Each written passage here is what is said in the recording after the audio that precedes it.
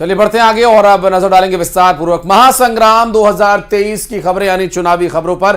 छत्तीसगढ़ में विधानसभा चुनाव में बीजेपी के सबसे बड़े चेहरे की एंट्री होने वाली है। प्रधानमंत्री नरेंद्र मोदी का आज से छत्तीसगढ़ का दौरा शुरू हो रहा है। पीएम मोदी की प्रदेश में अभी तक 3 दौरे की घोषणा हो चुकी है। पहला दौरा आज होगा।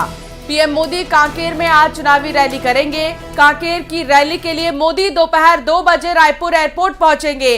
वहां से 2:40 पर कांकेर पहुंचेंगे, जहां चुनावी रैली को संबोधित करने के बाद शाम 4:40 पर वापस रायपुर एयरपोर्ट पहुंचेंगे, जहां से वो दिल्ली रवाना हो जाएंगे। उसके बाद 4 नवंबर को पीएम मोदी एक बार फिर छत्तीसगढ़ के चुनावी दौरे पर आएंगे और इस बार वो दुर्ग में चुनावी जनसभा को संबोधित करेंगे। जबकि 14 नवंबर को पीएम मोदी राजधानी रायपुर में एक रोड शो भी करने वाले हैं। और इस बार ये जो पूरा चुनाव प्रचार है छत्तीसगढ़ में, भारतीय जनता पार्टी का यह दावा है कि अंश का पूरा माहौल बदलने की कोशिश भारतीय जनता पार्टी की होगी। प्रधानमंत्री नरेंद्र मोदी छत्तीसगढ़ जब आएंगे तो बात होगी छत्तीसगढ़ के गठन की, क्योंकि छत्तीसगढ़ के गठन को 23 साल हो चुके हैं। और रमन सिंह के ट्वीट में वो अंदाज भी दिखा था और बीजेपी के नेताओं की बातचीत में भी वो अंदाज दिखा है। और इस बार छत्तीसगढ़ के गठन को लेकर बात होगी और छत्तीसगढ़ के विकास को लेकर बात होगी। प्रधानमंत्री नरेंद्र मोदी जब चुनाव प्रचार के लिए आएंगे तो और किन मुद्दों पर उनसे चर्चा का या उनसे घोषणाओं का इंतजार जनता को है, यह भी देखने का विषय होगा। हालांकि प्रधानमंत्री नरेंद्र मोदी छत्तीसगढ़ के मंच से बड़ी घोषणा कर सकते हैं, क्योंकि अगर कांग्रेस पार्टी के प्रचार को देखें तो राहुल गांधी जब आए थे तो 2 बड़ी घोषणाएं उन्होंने की। और एक बड़ी घोषणा कांग्रेस पार्टी के वर्तमान सरकार में मुख्यमंत्री भूपेश बघेल ने की। एक तो किसानों की कर्ज माफी, दूसरा केजी टू पीजी शिक्षा का मुफ्त होना। ये वो घोषणाएं हैं जो लोगों को प्रभावित कर सकती हैं। तो छत्तीसगढ़ में चुनाव प्रचार और सियासी वार पलटवार के बीच मोबाइल फोन हैकिंग की हवा चल पड़ी है। दरअसल पहले डिप्टी सीएम टीएस सिंहदेव ने अपने मोबाइल के फोन को हैक होने की आशंका जताई थी और अब सीएम बघेल ने भी अपना मोबाइल फोन हैक होने की आशंका जताई है। ताबड़तोड़ चुनावी दौरे पर लौटे मुख्यमंत्री ने कहा कि उनका फोन चार्ज होने के बाद भी पिछले 8 घंटे से बंद पड़ा है। फोन चालू नहीं हो रहा, कुछ तो गड़बड़ है। गौरतलब है कि इससे पहले टीएस सिंहदेव के फोन पर एक अलर्ट मेल आया था, जिसमें उनके मोबाइल को खतरा बताया गया था। सिंहदेव ने उस मेल का स्क्रीनशॉट भी शेयर किया था। अब सीएम भूपेश बघेल ने भी ऐसी आशंका जताई है कि उनके फोन को हैक किया जा रहा है। तो दोनों ही तरफ से बयान आ रहे हैं और फोन हैक की हवा काफी तेज हो गई है। पहले टीएस सिंहदेव ने कहा कि फोन हैक हो गया और अब भूपेश बघेल भी कह रहे हैं कि फोन हैक की आशंका है कि मेरा फोन हैक हो गया है। मैं आज सुबह वो 30-40% चार्ज था तो उसे चार्जिंग में डाल दिया। जब खड़गे साहब का प्लेन आने वाला है तो फिर निकाले, मतलब कैसे बंद हो गया। तो चालू किए तो चालू जी नहीं हो रहा है। फिर उसके बाद जो पावर बैंक है ना उससे चार्ज किए तो अभी तक ये चालू ही नहीं हो रहा। आप लोग कुछ जानते हो तो बता दो भाई। मेल आ रहा था कल, राहुल जी ने कॉन्फ्रेंस भी लिया था, ऐसा कोई मेल आपको भी? नहीं, मेरे पास मुझे मेल आया उसकी जानकारी मुझे नहीं है, लेकिन मोबाइल बंद है एप्पल का। मतलब चार्ज कर रहे हैं तब भी अरे भाई चालू तो होना चाहिए, जबकि चार्जिंग में डाला उसके पहले 30 या 40% चार्ज था। मैं दिन भर घूमूंगा थोड़ा और चार्ज हो जाए। और बड़ी खबर बलरामपुर से आ रही है, जहां पुलिस ने बस से 400 कंबल जब्त किए हैं। बताया जा रहा है कि विधानसभा चुनाव को देखते हुए ये कंबल झारखंड से छत्तीसगढ़ लाए जा रहे थे। वाहनों की चेकिंग के दौरान ये कार्रवाई की गई है और लगातार क्योंकि वाहनों की चेकिंग हो रही है, भारी मात्रा में कंबल जब्त किए गए हैं। चुनाव प्रचार सामग्री और इस तरह की कोई भी सामग्री जो किसी भी तरह से चुनाव को प्रभावित कर सकती है, प्रशासन उसे आगे जाने की अनुमति नहीं दे रहा है। तमाम बॉर्डर्स और तमाम जगहों पर सिक्योरिटी टाइट है और इसी को देखते हुए झारखंड से छत्तीसगढ़ लाया जा रहा था ये कंबल। 400 कंबल को पुलिस ने जब्त कर लिया है और अब आगे की जांच जारी है। किसी भी तरीके से चुनाव प्रभावित होने वाली सामग्री, चाहे वो कैश हो, सोना चांदी, मादक पदार्थ, कंबल, साड़ी और कोई अन्य उपहार स्वरूप देने वाली वस्तुएं जिनका कोई रिकॉर्ड नहीं, जिनका कोई बिल नहीं, ऐसी सामग्री को प्रशासन लगातार रोक रहा है। सुजीत शाह संवाददाता साथ जुड़ गए हैं। सुजीत, क्या जानकारी मिल रही है, कहां से आ रहे थे ये कंबल, किसके थे, क्या रसीद या तमाम चीजें मिल पाई हैं इसकी अब तक पुलिस को? जी मैं बता दूं कि बलरामपुर जिले की एसएसटी टीम ने कार्रवाई की है, जहां झारखंड से छत्तीसगढ़ लाए जा रहे 400 कम्बल को जब्त किया गया है। आपको बता दें कि बीती शाम एसएसटी की टीम झारखंड की सीमा पर लगातार वाहनों की जांच कर रही थी। जब तभी यात्री बस से 400 कम्बल झारखंड से छत्तीसगढ़ की ओर लाए जा रहे थे, तभी एसएसटी टीम ने जब उनसे पूछताछ के दौरान उनसे वैध दस्तावेज मांगे, किसी प्रकार की कोई दस्तावेज उन्हें नहीं मिले, जिस पर एसएसटी की टीम ने 400 कम्बल को जब्त कर लिया है। वही आगे की कार्यवाही जारी है। आपको बता दें कि विधानसभा के दूसरे चरण के मतदान 17 नवंबर को बलरामपुर जिले में होने, इसको देखते हुए विधानसभा निर्वाचन शांतिपूर्ण संपन्न हो, किसी प्रकार की अव्यवस्था न फैले, इसको देखते हुए एसएसटी की एवं जिला निर्वाचन के अधिकारियों के नेतृत्व में लगातार कार्यवाही चल रही है, जहां बीती शाम 400 नग कम्बल जब्त किया गया है। जी बहुत शुक्रिया सुजीत जानकारी साझा करने के लिए। और रायपुर से इस बीच एक बड़ी खबर, बीजेपी पर जयराम रमेश ने साधा निशाना, वीडियो से छेड़छाड़ का लगाया आरोप। धान पर जयराम रमेश ने बयान दिया है और उन्होंने कहा बयान वाले वीडियो के साथ छेड़छाड़ हुई है। चुनाव आयोग से शिकायत करूंगा, जयराम रमेश ने दिया बड़ा बयान। उनका कहना, जयराम रमेश ने आरोप लगाया है कि वीडियो से हुई है छेड़छाड़। इसी के साथ आपको बता दें कि बीते दिन जयराम रमेश ने प्रेस कॉन्फ्रेंस की और उन्होंने बीजेपी पर जबरदस्त हमला बोला, जिसमें कि उन्होंने कहा कि मेरे बयान वाले वीडियो से छेड़छाड़ हुई है। तो ऐसे में सियासत चरम पर पहुंच गई है, चुनाव का माहौल है और वीडियो से छेड़छाड़ का गंभीर आरोप जयराम रमेश ने लगाया है। दोपहर को मेरा प्रेस कॉन्फ्रेंस हुआ था और उस प्रेस कॉन्फ्रेंस के वीडियो पर बीजेपी ने बहुत बदमाशी की है। जो मैंने कहा है, जो वीडियो में है और जो अभी रमन सिंह जी और बीजेपी ने बदमाशी करके मेरे वीडियो को डॉक्टर करने की कोशिश की है, मैं उसका पूरा निंदा करना चाहता हूं, उसका खंडन भी करना चाहता हूं। और मैंने क्या कहा?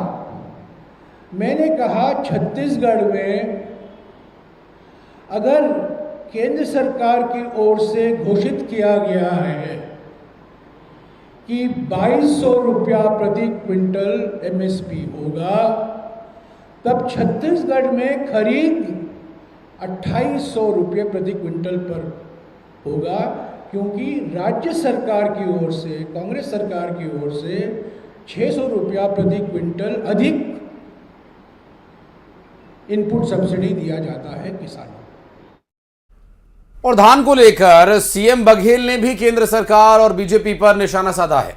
मुख्यमंत्री ने कहा केंद्र सरकार कहती है कि वो धान खरीदती है, उसे एफसीआई के जरिए छत्तीसगढ़ में भी धान खरीदना चाहिए। छत्तीसगढ़ सरकार का भी 1000-1500 करोड़ रुपए का जो नुकसान होता है वो भी नहीं होगा।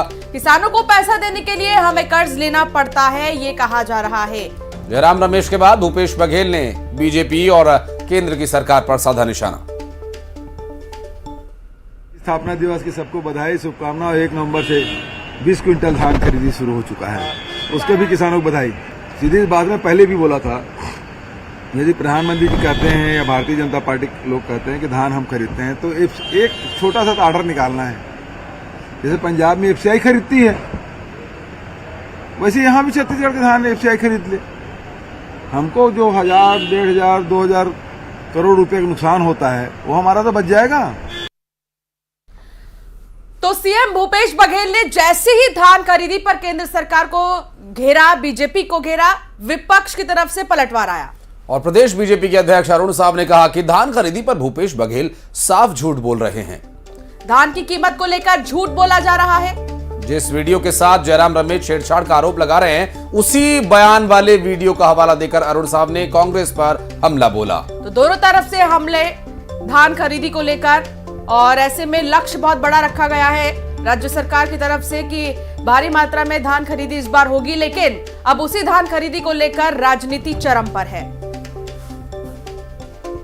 कांग्रेस पार्टी और भूपेश बघेल लगातार झूठ बोलते हैं, ये आज स्पष्ट हो गया है।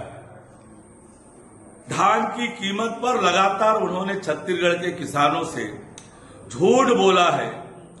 ये आज जयराम रमेश जी के बयान के बाद स्पष्ट हो गया है कि केंद्र सरकार कितना दे रही है और राज्य सरकार कितना दे रही है। आज उन्होंने ये स्पष्ट कर दिया है। तो एक बार फिर भूपेश बघेल और कांग्रेस पार्टी का झूठ उजागर हो गया है। चलिए बढ़ते आगे। और इस बीच राजनांद गांव से बड़ी खबर, सर्चिंग के दौरान एक आईईडी बरामद की गई है। 15 किलो की आईईडी बरामद हुई है। नक्सलियों ने आईईडी लगाई थी। सुरक्षा बलों को निशाना बनाने के लिए ये आईईडी लगाई गई थी।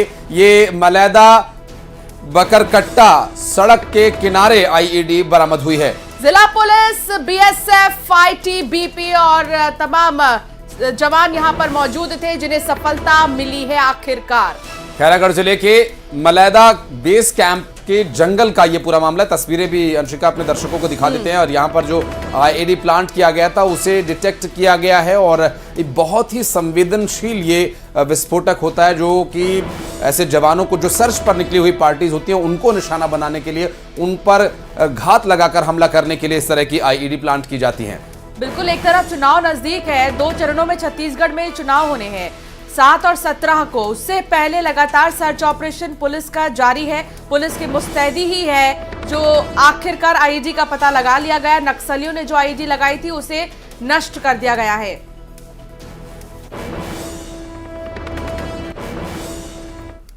खबर अंबिकापुर से, जहां 2 छात्रों के गुटों में जमकर मारपीट हो गई। दरअसल पीजी कॉलेज के सामने उस वक्त छात्र गुट आमने सामने हो गए जब किसी बात को लेकर उनकी आपस में कहासुनी हो गई। मामूली सी बहस ने मारपीट का रूप ले लिया और कॉलेज के सामने जमकर लात घूसे चले। मारपीट का वीडियो सोशल मीडिया पर जमकर वायरल हो रहा है। तस्वीरें आपको दिखाते चले। ये देखिए, उस वक्त की ये तस्वीर है जब 2 गुट आपस में भिड़ गए। बिल्कुल, ये आज के नौजवान हैं और ऐसे में इन्हें कोई डर नहीं है पुलिस प्रशासन का।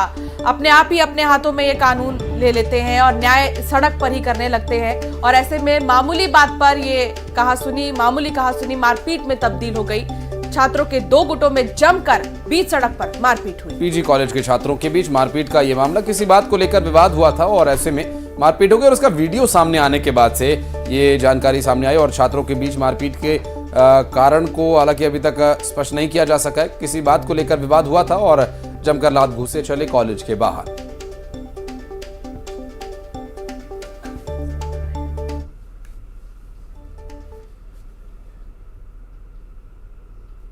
बढ़ते आगे, रुक करेंगे अगली खबर का। रायपुर में पुलिस ने लेडी डॉन के खिलाफ एफआईआर दर्ज कर ली है। इसके खिलाफ कई थानों में मारपीट, जान से मारने की धमकी देने का भी आरोप है। जमीन कारोबारी से मारपीट का एक वीडियो भी इसका वायरल हुआ है। लेडी डॉन क्रिकेट सट्टा और ब्याज की रकम वसूलने का भी काम करती है। तो ऐसे में अब इस लेडी डॉन को गिरफ्तार कर लिया गया है।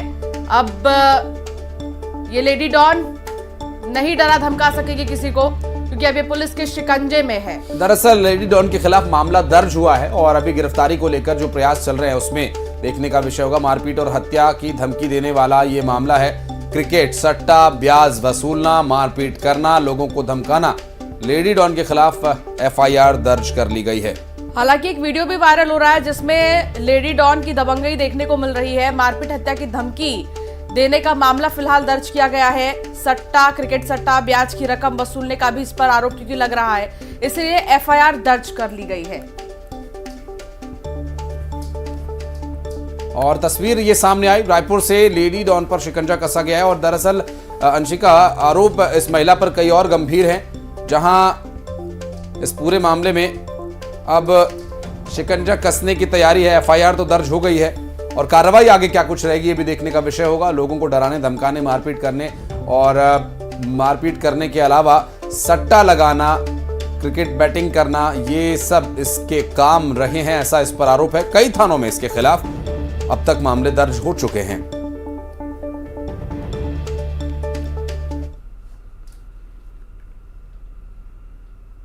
अब आपको हाथियों के आतंक की 2 तस्वीरें दिखाते हैं। दरअसल धमतरी के गजकनहार गांव में हाथियों का झुंड पहुंचाया है।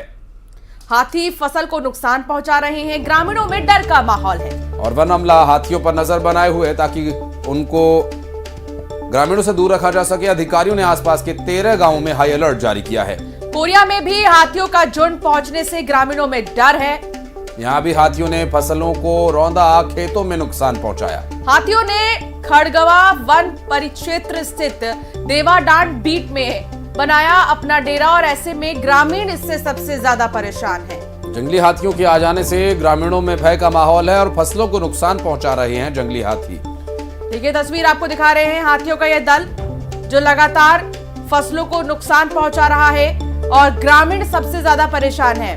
वन अमला इस पूरे मामले को लेकर निगरानी बनाए हुए है ताकि ग्रामीणों और हाथियों के बीच वो दूरी बनाकर रखे, क्योंकि कई बार अंशिका हाथियों को भगाने की ग्रामीण ही कोशिश करते हैं, क्योंकि उनके आंखों के आगे जब उनके द्वारा बोई हुई फसल को जानवर नुकसान पहुंचाते हैं तो वो देख पाना उनके लिए बड़ा मुश्किल होता है। उनकी पूरे सीजन की मेहनत खराब हो जाती है और उनके हाथ कुछ नहीं लगता। ऐसे में इसके लिए कई बार ग्रामीण भी प्रयास खुद ही करने लग पड़ते हैं। इसके लिए वन विभाग एक मध्यस्थता काम करता है कि वो हाथियों को वहां से खदेड़ने की अपने स्तर पर कोशिश और ग्रामीणों को हाथियों से दूर रखे ताकि उनकी जानमाल का नुकसान ना हो। बिल्कुल, और एक तरफ वन विभाग की तरफ से कोशिश की जा रही है कि किसी तरह इस समस्या को सॉल्व किया जाए, तो दूसरी तरफ 13 गांव ऐसे हैं जहां पर अलर्ट जारी कर दिया गया है हाथियों को लेकर। बढ़ते आगे, कोरबा के छुईढोड़ा गांव में किंग कोबरा के मिलने से सनसनी फैल गई। बताया जा रहा है कि किंग कोबरा 12 फीट लंबा था। किसान जब अपने खेत में काम करने के लिए जा रहा था तभी उसे एक विशालकाय किंग कोबरा पर नजर पड़ी तो घबरा गया।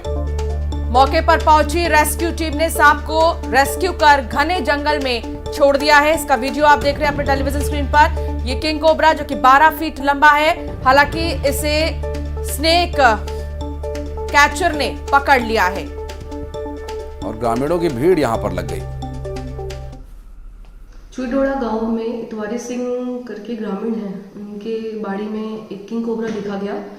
किंग कोबरा के देखने के बाद ग्रामीणों के द्वारा वन विभाग को सूचना दिया गया। सूचना के बाद में डिफो सर के निर्देशानुसार और एसडीओ साहब के मार्गदर्शन में वन विभाग के अधिकारी कर्मचारियों की उपस्थिति में जितेंद्र सारथी जी के द्वारा किंग कोबरा का सफलतापूर्वक रेस्क्यू किया गया और रेस्क्यू करने के बाद में उसे गांव से ले जाकर के घने जंगल में उनके हैबिटेट में छोड़ दिया गया। तो इस तरह से आज पसर खेत में किंग कोबरा का सफलतापूर्वक रेस्क्यू किया गया। तो मुंबई में नए शिक्षण संस्थान नीता मुकेश अंबानी जूनियर स्कूल का शुभारंभ किया गया। नीता मुकेश अंबानी जूनियर स्कूल का शुभारंभ स्कूल की संस्थापक और अध्यक्षा श्रीमती नीता अंबानी के जन्मदिन के मौके पर किया गया। ये नया स्कूल बांद्रा कुर्ला कॉम्प्लेक्स में बनाया गया है। स्कूल के परिसर को नए डिजाइन के साथ बनाया गया है। शुभारंभ के मौके पर रिलायंस ग्रुप के चेयरमैन मुकेश अंबानी भी मौजूद रहे। कार्यक्रम के मौके पर नीता अंबानी ने कहा, हम भविष्य की ओर देख रहे हैं क्योंकि नई पीढ़ी मजबूती के साथ नेतृत्व करेगी। मुंबई से सामने आई ये तस्वीरें उद्घाटन कार्यक्रम को लेकर, जब वहां पूरे विधि विधान और सनातनी परंपरा से पारंपरिक तरीके से इसका शुभारंभ किया गया और इस दौरान अध्यक्षा श्रीमती नीता मुकेश अंबानी वहां पर नजर आई।